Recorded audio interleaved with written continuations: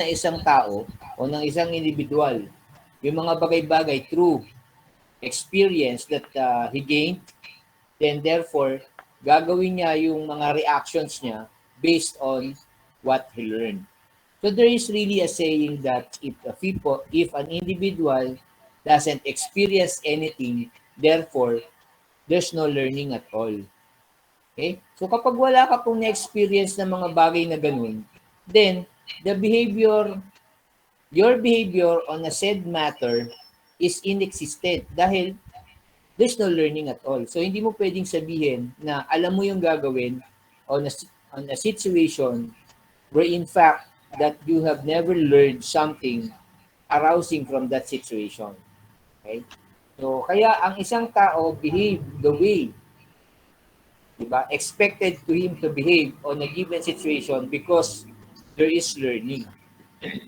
So makikita mo sa isang tao kapag bakit ganun yung kanyang behavior given the task. Bakit ganun yung kanyang behavior given the circumstances? Saliwa dun sa iniisip mo na magiging tugon niya on a certain circumstances. Mali dun sa magiging actions niya based on the circumstances. Isa lang po sagot. Because he just never learned it through the experience. Or hindi niya pa talaga pinagdadaanan yung situation niya. That's why there's no learning at all. Okay? So kaya po tayo, whenever things that we experience on certain things that we do or certain things that we have done, there is a bad response or bad actions and then there is always favorable actions. Natural, alam na natin, mas maganda yung favorable action. So that's why we always intend to do such a thing and we always intend to eliminate things na hindi favorable sa atin. It is because of learning. Kaya nga meron tayong naririnig na salita na hindi ka na natuto. Paulit-ulit mong ginagawa, hindi ka pa rin natututo. It's because you already experienced such things and then yung response mo sa kanya paulit-ulit din na mali. So that's why sinasabihan ka na hindi ka na natuto. So tama din naman yung kasabihan na yan. So what are the theories of learning? So there are three determinants or theories of learning. So it is called the classical conditioning theory, the operant conditioning theory, and the social learning. So classical conditioning theory is a type of learning in which stimulus acquires the capacity to evoke a response that was originally evoked by other stimulus. So when you say classical, a very basic type of learning. Whenever you are given a situation and it becomes favorable to you, then you behave on a certain favorable way. Diba? So paulit-ulit mo na ginagawa yan because it has something that is favorable on your situation. So yan po yung classical learning. So magkaroon ka man ng situation na kahalintulad dyan, then the response will always be the same. Yan po yung classical conditioning. Bigyan ko po kayo example. Pag sinabing assignment, deadline, gagawin mo at gagawin. Laging ganun. Every assignment, there's a deadline, you pursue, you finish. Diba? You given an activity, ang una mo nga hanapin, deadline. Diba? Una mo nga hanapin deadline in order to respond on that deadline. Diba? Hindi mo muna nga hanapin is the what is the activity. Una mo nga hanapin will be the deadline of the activity. So yan po yung classical theories or conditioning of the mind. Second one is the operant conditioning of the mind or the operant conditioning, a type of learning where people learn to repeat behavior that bring them pleasurable outcomes and to avoid behavior that lead to uncomfortable outcomes. So, yan po naman yung operant conditioning. So, kaya tinawag na operant because there are stimuli that have a pleasurable outcome and stimuli that is unfavorable. So, the mind always know and learn those with pleasurable outcomes. So, given a situation, and then you act, and then the result is a favorable outcome, you will always instill that on your mind. And based on your actions that results for unfavorable or uncomfortable outcomes, you try to eliminate that. Diba? Hindi mo na yun gagawin. Okay. Then the last one is social learning. This theory is a process of observing the behavior of others, recognizing its consequences, and obtaining behavior as a result. So it is the way how a certain individual interact with the society, and that interaction relates to observance of that individual on how they react on the situation. Then you will learn how to do that. Okay. Another thing is perception.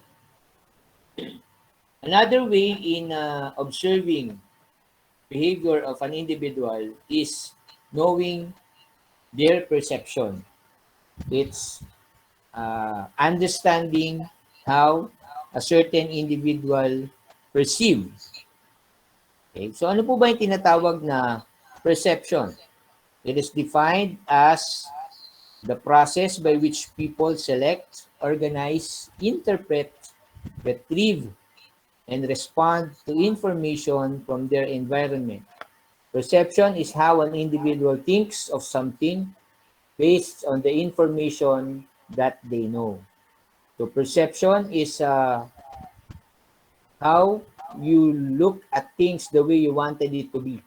Yan. So perception are how an individual sees things.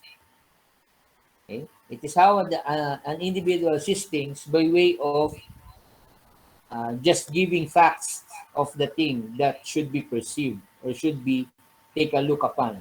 So ito po yung mga bagay na hindi mo pa nakikita pero binibigyan mo na ng kahulugan.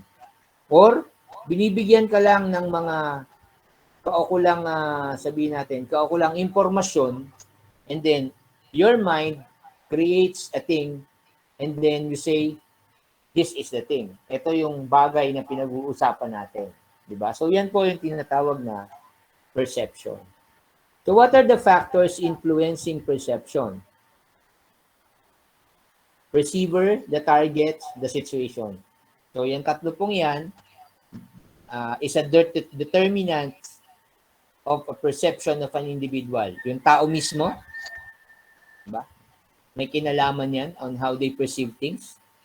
The target, the object, the things that need to be seen, the object or the task that are given to you.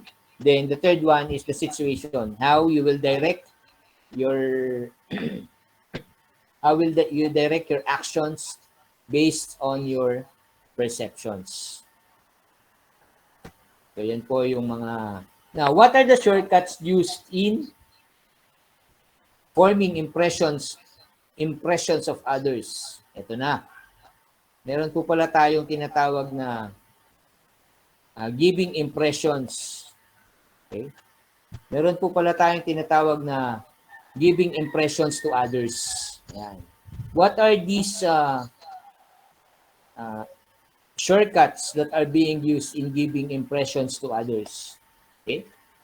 So, meron po tayong tinatawag na selective perception. Yan. Tinitingnan po natin yung isang tao and giving impressions to them by means of selective perception. Ano daw yan?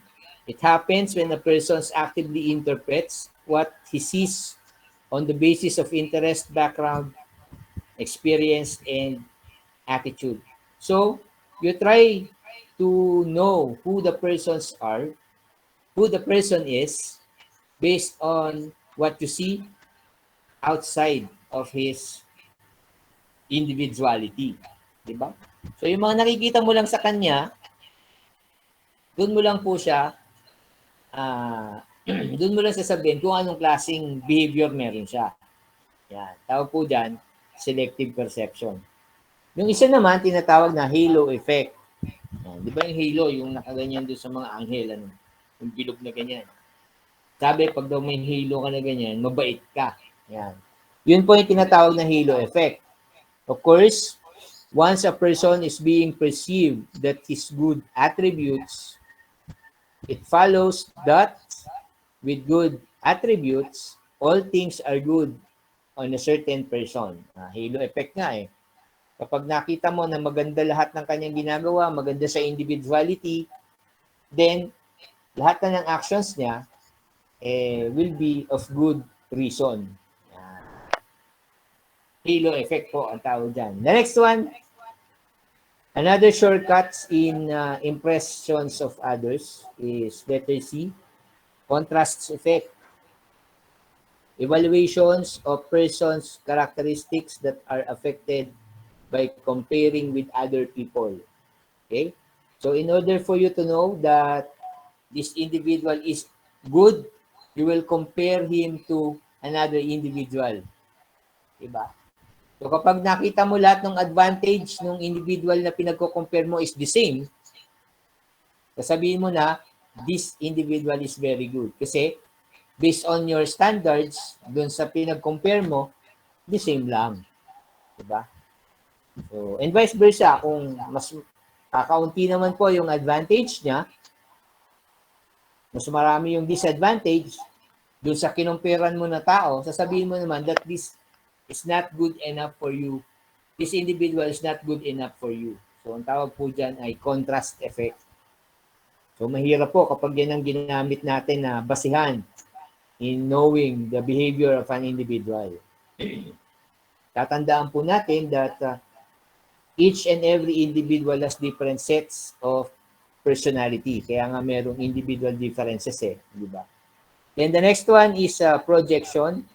Of course, once an individual attributes their thoughts to other person as a result, making them feel they have the same perceptions. And then the last one is stereotyping, judging someone on the basis of one's perception of the group which a person belongs. Yan. So ito, totoo po itong stereotyping. May kasabihan pa nga yan, di ba? Tell me who your friends are and I tell you who you are. Yan. So tawag po doon stereotyping. If you seem belong to this certain group of people, therefore, the perception on you is that you behave like them. Diba? So ang tawag po niyan ay stereotyping. So these are the different concepts that enable for us to understand the behavior of an individual. So there are perceptions, there are learning, there are individual differences, and there are personality factors and personality traits. Okay? So yan po yung mga yan po yung mga inner self ng isang individual that for you to understand whenever you try to study behavior of an individual pertaining to making them part of a group. Diba? Pag naging membro na po kasi sila ng isang organization, their behavior should always be aligned with the behavior of the organization. So very, very important for a leader to know and understand each and every behavior of their subordinates. So ang pinakauna nga, alamin mo po yung self-consciousness ng isang individual. So ano-ano po yun? Personality traits, learning, perception, and the reason why there's individual differences. Okay? So tomorrow, on our face-to-face class, we will have a recitation pertaining to your own personality and pertaining to what you understand about learning. Okay? So yan po yung recitation natin. Your own personality and what you understand about learning. Ano po yung based on our definition of learning ngayon. So, I will give a situations and then you answer me on how you learn to look at those situations. So, yan po yung recitation natin bukas. Okay? Maliwanag po ba? Yes. So, again, we continue to discuss now the another topic for understanding human behavior. So, kung yung pinag-aralan po natin, the last is the inner self of an individual. Ano naman po yung outer self of an individual? Pertaining to the different actions being done by individual, how do they behave? Yan. Yun naman ang titingnan mo, yung labas na anyo naman ng isang tao. At kapag nakita mo yung kanyang kaanyuan sa labas or outside self, how do they behave? Yan. So let me share to you my screen now. Simulan po natin ang ating discussion through what we call values. So nakikita niyo po ba? Excuse me. So nakikita niyo po ba sa screen? Opo, sir. Yes po. Okay. So what do we mean by values?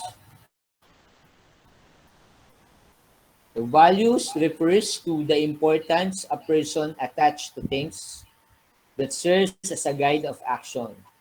These are beliefs that one's mode of conduct is better than the opposite mode of conduct. It means that if a person believes that one thing is good for them, then the opposite of that thing is the equivalent. So, ang values po pala are the attachment of a person on a given things that serves them as a guide for action. Ito po yung mga bagay-bagay na binibigyang weight ng isang individual that eventually make them act on a given circumstances. So, paano, for example, paano mo gagawin yung isang bagay, paano mo gagawin yung isang task that is given to you, then you weigh things based on what you values on how to do such a thing. Gagawin mo ba yung bagay na yan na merong honesty, merong achievement, merong self-respect? So, yan po yung tinatawag na values. Okay? So, the derivation of values, saan ba natin nakukuha yung tinatawag na values? Saan ba natin nakukuha yan? Paano ba tayo nagkakaroon ng values? So, it is just important for us to say that values are not inborn. It is learned. As people grow older, they try to learn different set of values. So tandaan po natin, values are not inborn. It's not innate. Wala po yan na pagka anak po natin ay meron na tayong values. Wala. Lahat po pala yan are being learned. As we grow older, we learn. We learn through our environment, we learn through our systems, we learn through our experience. So, saan po ba nakukuha yung mga yan? Yung learning na yan ng ating values? Number 1, tinatawag po na modeling. Imitating the goods of others. Di ba? So, sabi nga dyan, as we grow older, we try to learn different set of values. So habang lumalaki ka, meron ka pong isang model na individual and you always try to imitate the good deeds that they are doing. So ang tawag po dyan ay modeling. So kaya nga po merong coaching, merong mentorship. So lahat po ng ginagawa ng mga yan, good deeds, good deeds. Yung magagandang gawain nila, you try to imitate them. But tandaan po natin, there's always a saying that what is good for the others is not specifically good for you. What the things that others can do, hindi naman, does not specifically, you can also do it. Diba? So, Kasabihan lang naman po yan. But the reality is, as you grow older, you intend to imitate the good deeds of those mentors, of those coaches, and those that are family members, friends na malapit sa'yo. Second, communication of attitude. So another reason why there's attitude is because of communication. Ano po yan? But communication by means of hearing, by means of seeing something that is not good or that is good, then we will develop negative value on such a thing. Diba? The way na narinig natin yung isang bagay o the way na nakita natin yung isang bagay in such doing things, kapag maganda, pinavalue natin. Kapag pangit, ini-eliminate natin. Diba? So, yan po yung tinatawag na communication of attitudes. The third one, unstated but implied attitudes. So, these are attitudes that we didn't see, but felt in an informal group that we belong. There are things that we try to believe as a part of our behavior. So, kaya nga po unstated. So, these are rules that are never been stated, but we believe that this should be done. Yan. Ito na po yung mga bagay-bagay na ginagawa natin sa pamilya, diba? Na hindi naman sinasabi na dapat mong gawin, pero ginagawa pa rin ng family natin.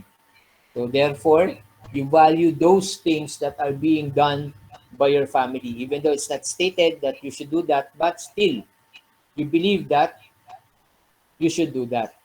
Yan po yung tinatawag na unstated. And then the last one, values comes from, syempre, religion.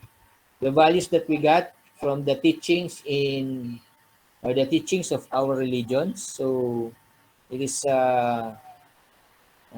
quite reasonable for us to have good values based on the good teachings of our religions. So what are the different types of values?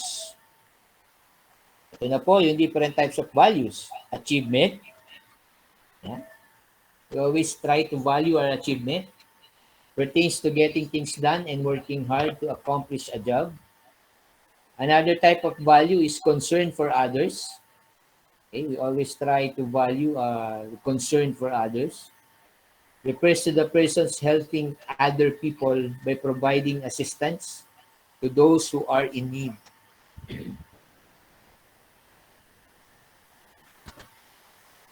The next one is honesty.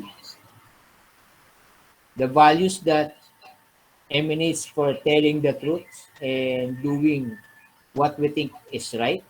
Yeah. Most of the people always values honesty. And the last one is fairness. It is the value that indicates the person's concerns for impartiality for all concerned. Okay? So these are the different types of values wherein an individual trying to get or trying to observe. What do we mean by individual versus group values?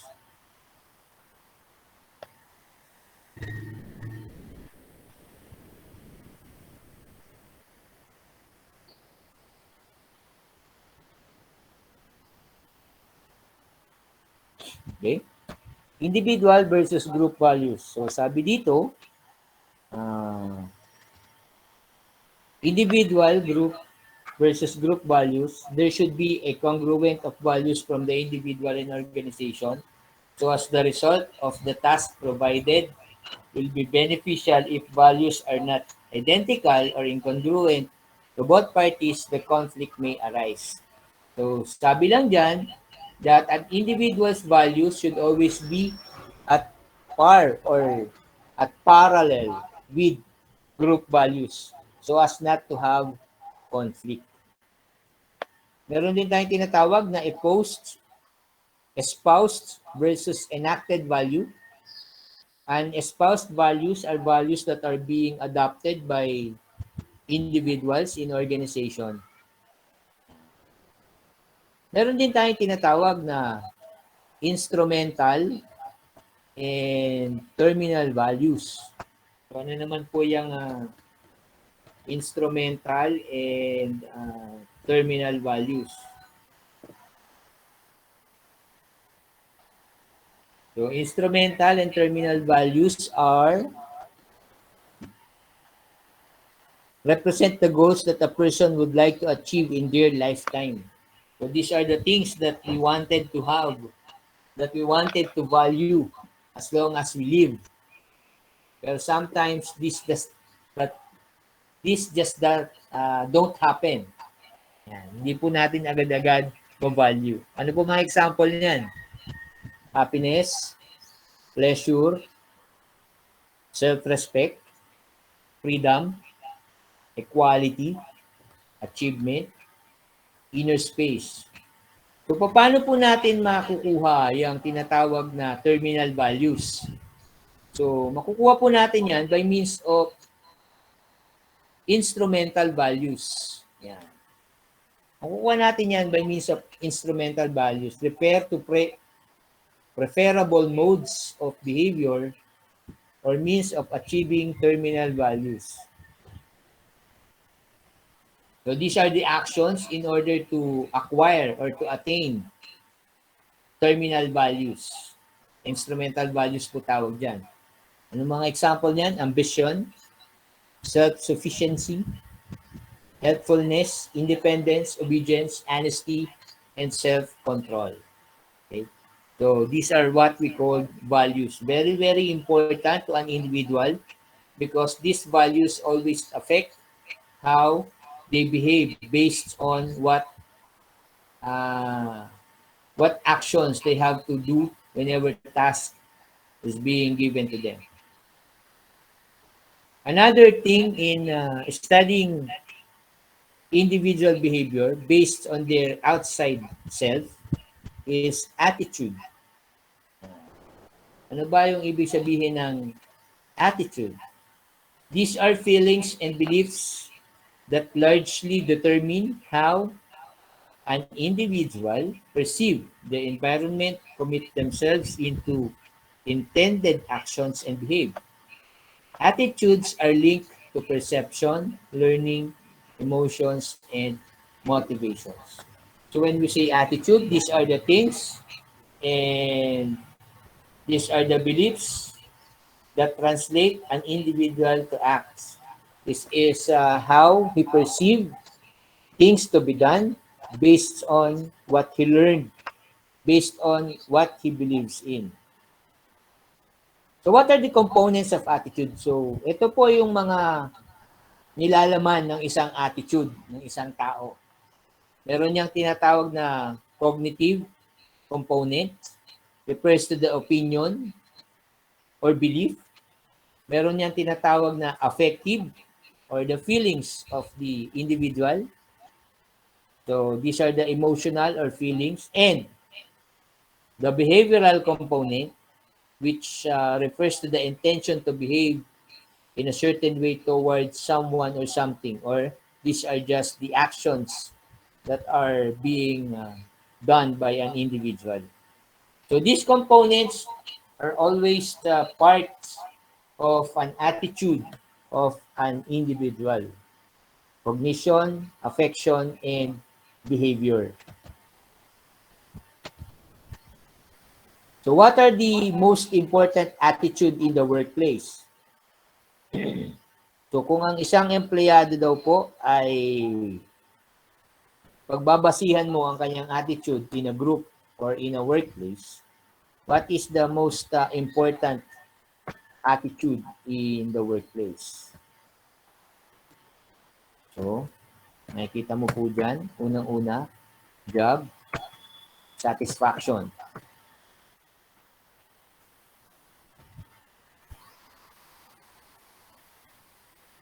So, pangalawa, job involvement. Pangatlo, may tinatawag tayong organizational commitment. Yan. Yan po yung mga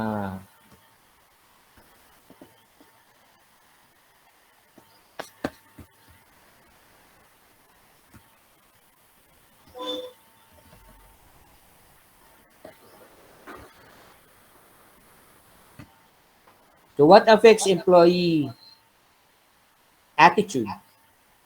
First, positive attitude. So these are the effects of employee attitude. Positive and negative attitude. Indicates job satisfaction, are useful in predicting constructive behavior. When we say negative attitude, this includes concerns on job dissatisfaction, lack of commitment, and job low commitment to the organization. So these are the type of positive employee attitude: job satisfaction, job involvement, and organizational commitment. So kapag daw nakita mo na merong ganyan yung isang individual, then you can say uh, they have good attitudes. Ano yan? Satisfied with their job. They are always involved in their job and they are always committed to the organization.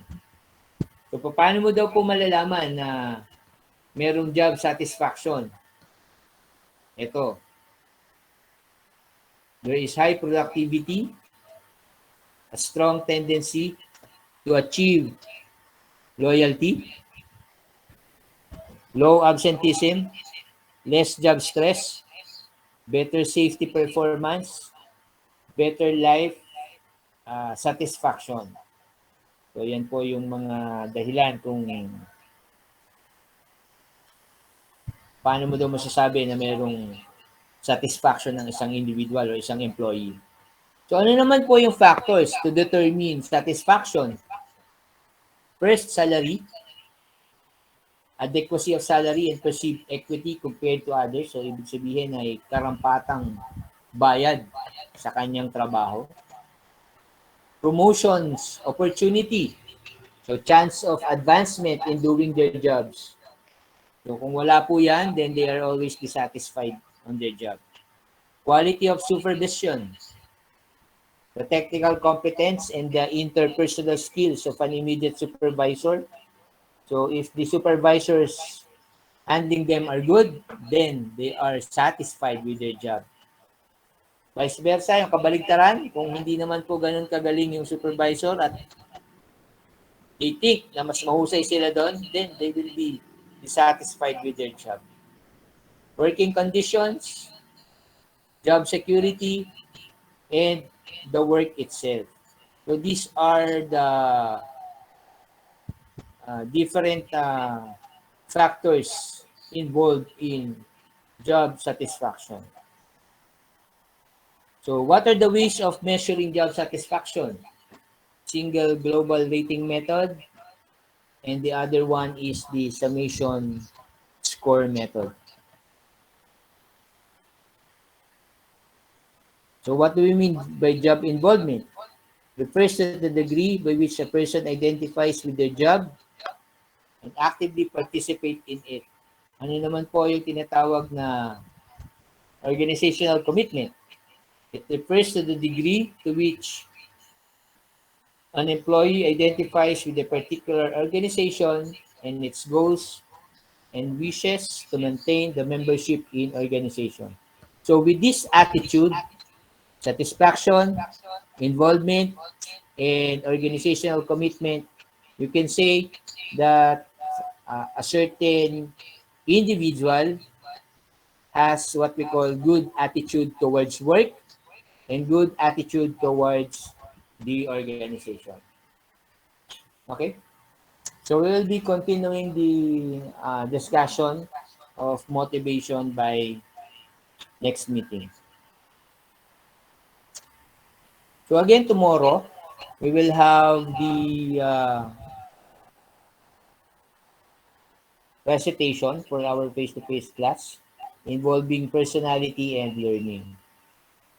Do not forget to bring 1/8 index card for your attendance and for the rates, the grading. Do you have any questions? Meron po ba kayong tanong? Tanong po. Based on our discussions, based on what would happen tomorrow?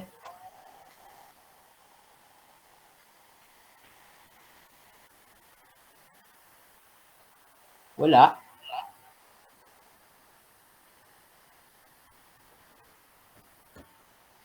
Hello po.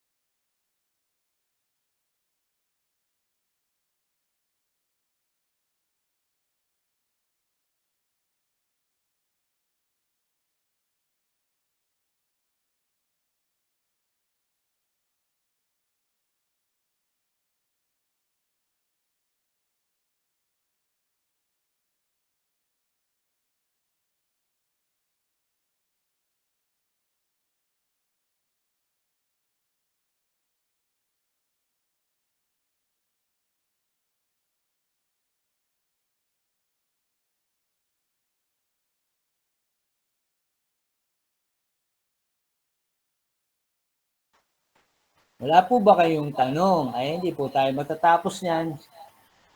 Sir, pwede po bang Tagalog po yung sagot sa recitation po bukas? Pwede naman.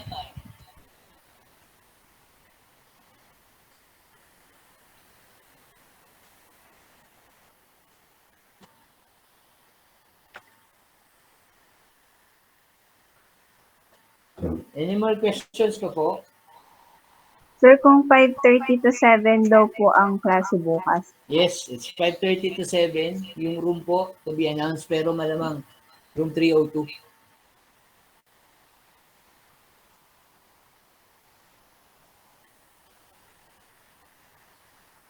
Wala na pong tanong? Baka ganyan din po tayo bukas. Kapag nagtanong ako, hindi kayo sasagot.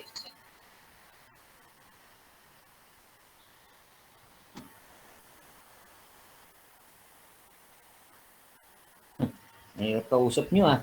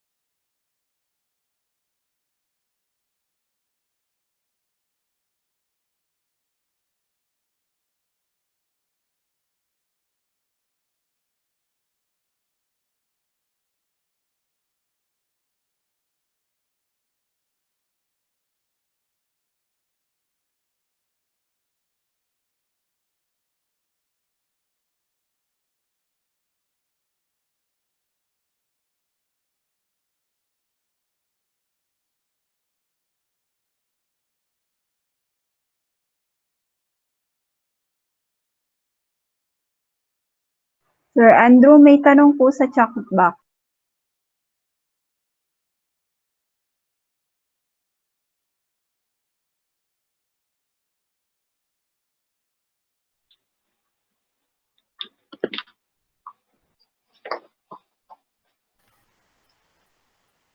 Okay ulit?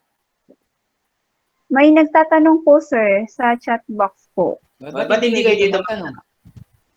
Baka hindi lang po, sir, makakapagsalita ng mic. Kung possible daw po ma-move ng mas maaga yung klase. Hindi pwede, may klase ako.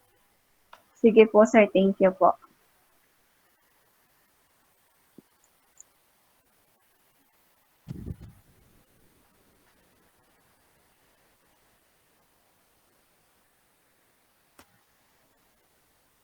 Oh, wala na pong tanong? Wala na po siguro, sir. Wala na po, sir. Hindi tayo matatapos hanggat hindi kayo umiimik. Wala na po, sir. Napansin nyo, nagpatay na ako ng camera para pares tayong walang camera.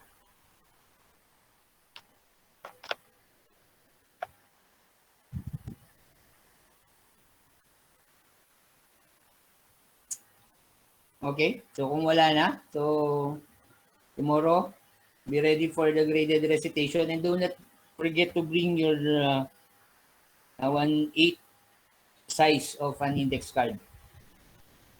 Okay, so ang recitation po natin will be draw lots based on the index card that you will pass. Okay? So see you tomorrow. Thank you very much for attending the class. Keep safe po tayo. Thank Thank you po, po. sir. Thank you po, sir. Bye.